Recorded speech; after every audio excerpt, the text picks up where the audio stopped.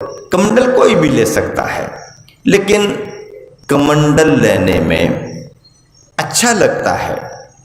फिर एक सुविधा और सुरक्षा ये भी हो जाती, कहीं भीड़ भाड़ में यदि कहीं अंदर जाने को ना मिले और कमंडल अपने पास है तो तुम्हारा बैच बल्ला वाले को भले वो पीछे कर देंगे, बिल्ला वाले को, बैच वाले को, कि चलो अभी थोड़ी देर रुको, कमंडल कोई नहीं, अरे भैया जाओ महाराज जी का कमंडल ले जाओ।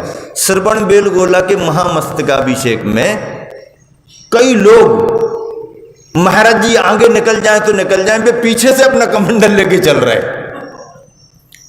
हाँ भैया कहाँ जा रहे, महाराज जी का कमंडल, महाराज जी निकल गए तो उनके साथ क्यों नहीं थे, अब वो पीछे से आ रहे, अब ये कमंडल है तो चले जाओ। तो ये भी एक बैच ही है, समझ लो, पहचान है। तो कमंडल लेने को सब उत्सुक, उनके भैया कमंडल इतना भारी है काय को ले रहे।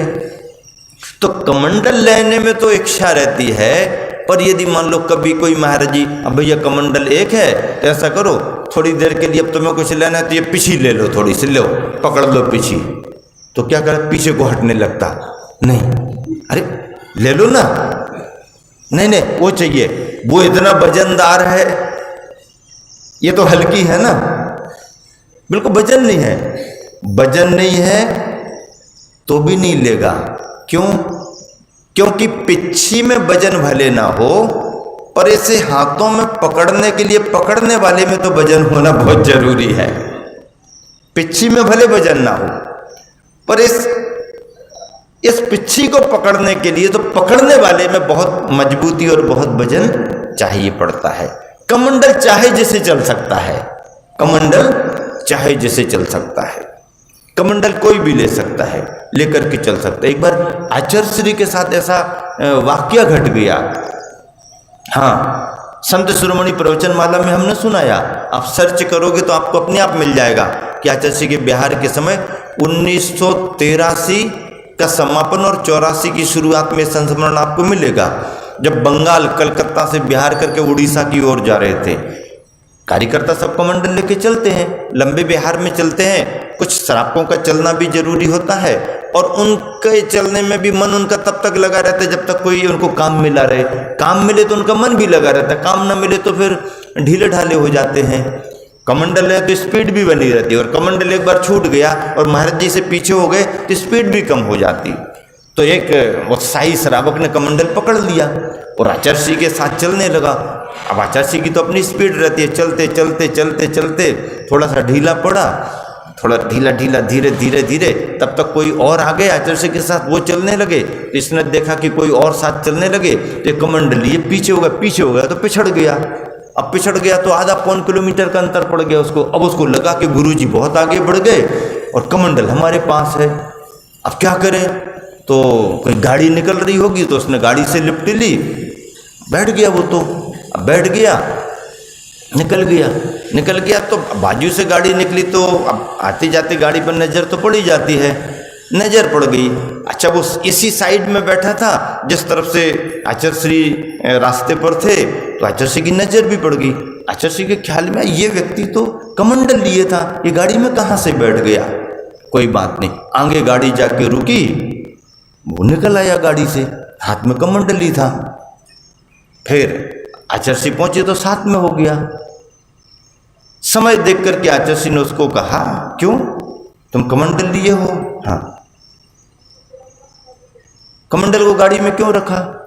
आचार्य श्री ने क्या कहा, कमंडल को गाड़ी में क्यों रखा? आचार्य श्री मैंने कमंडल को गाड़ी में नहीं रखा, अभी तो उतरे हो तुम हमारे सामने गाड़ी से। बोले आचार्य श्री हम गाड़ी में बैठे थे, तो गाड़ी में तो हम बैठे थे, फिर कमंडल तो गाड़ी में हो गया ना।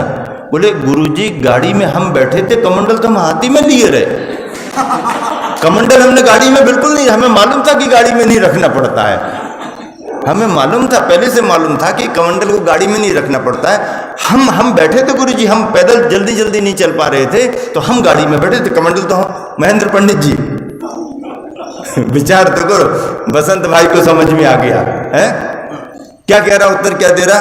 गुरुजी हम गाड़ी में बैठे थे, हम स्वीकार कर रहे ना, हम मना कहाँ कर रहे, हम स्वीकार कर रहे, हम और हमको मालूम था कि कमंडल नहीं रखना पड़ता, तो हम तो कमंडल को हाथ में लिए रहे। अब हम बैठे थे, हम चल नहीं पा रहे थे इसलिए बैठे थे। अब हमारा त्याग थोड़ी है गुरु जी कि हम गाड़ी में नहीं बैठ सकते, हमारा त्याग नहीं इसलिए हम गाड़ी में। आपका कमंडल गाड़ी में नहीं था, आपका कमंडल तो हम हाथ में लिए थे। अब आचार्य क्या बोले, उसके भोलेपन पर, उसकी चतुराई पर, अब भोलापन कहें या उसकी चतुराई कहें, जो भी है हुआ हुआ। अब आचार्य ने मुस्कुरा दिया कि अब क्या कहें, फिर भी अपना तर्क दे रहा है। मुझे मालूम है कि आपका कमंडल गाड़ी में नहीं रखा जाता और हमारा गाड़ी का त्याग नहीं है, हम तो बैठ सकते ना, आपका कमंडल तो हाथी में लिए रहे ना। ऐसे भी श्रावक मिल जाते हैं और ये संस्मरण बन जाते हैं।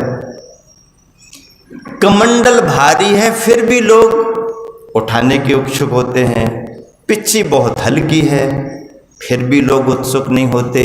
अंतर समझते हैं लोग।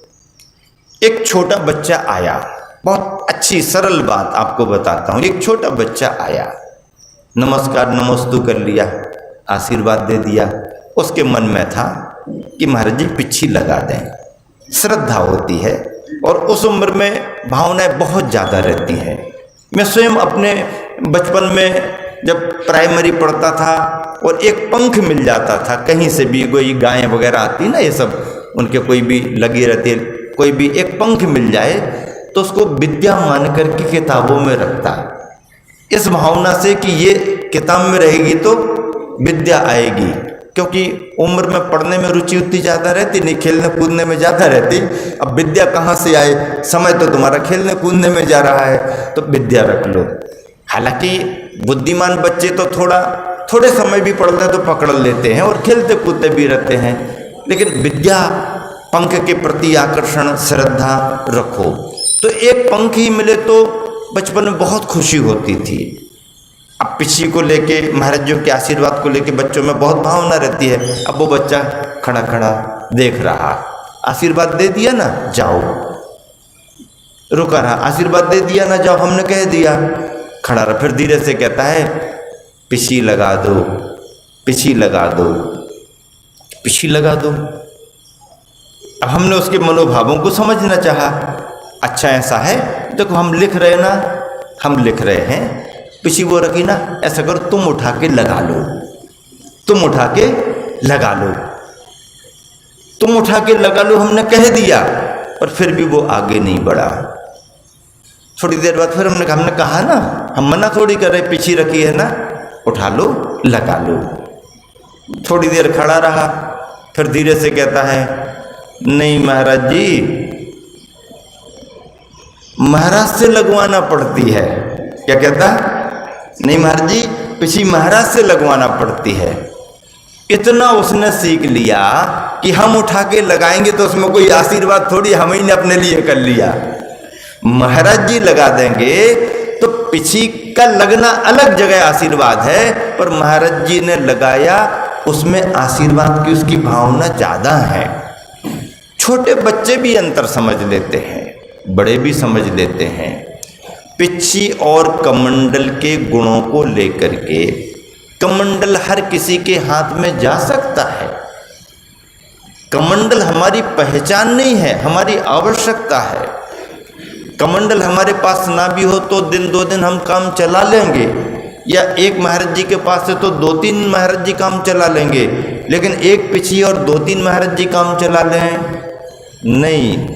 पिछी नहीं है तो आज उपवास है तो कमंडल की जरूरत नहीं है, तो आज उपवास है तो पिछी की भी जरूरत नहीं है। हाँ ध्यान में बैठे रहो तो पिछी की जरूरत नहीं, लेकिन सामयिक से उठे तो पिछी की जरूरत ही जरूरत है।